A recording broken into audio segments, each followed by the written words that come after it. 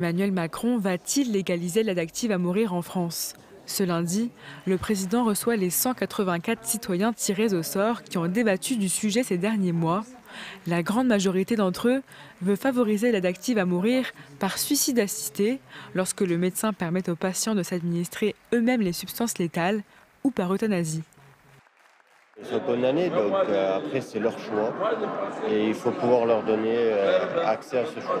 Je suis contre l'aide active à mourir. Moi, je suis plutôt pour les soins palliatifs, l'accompagnement des personnes. Donc, moi, je suis plus ouvert au suicide assisté parce que ça déresponsabilise les médecins et ça laisse les patients son libre choix.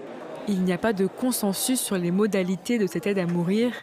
40% des participants pensent que le suicide assisté et l'euthanasie doivent être tous les deux proposés. 28% veulent que l'euthanasie ne soit qu'une exception. Le rapport préconise aussi plusieurs garde-fous, comme une clause de conscience permettant à certains médecins de refuser l'euthanasie. C'est maintenant le chef de l'État qui a les cartes en main. Concrètement, il pourrait annoncer le recours à une nouvelle loi pour faire évoluer le dispositif en place depuis 2016, qui permet une sédation profonde et continue jusqu'au décès. Selon la Constitution, la voie du référendum n'est pas ouverte pour ce type de questions sociétales. L'aide active à mourir se pratique déjà dans certains pays d'Europe. L'euthanasie est légale aux Pays-Bas depuis 2001, en Belgique, au Luxembourg et en Espagne depuis 2021. La Suisse, elle, a choisi le suicide assisté.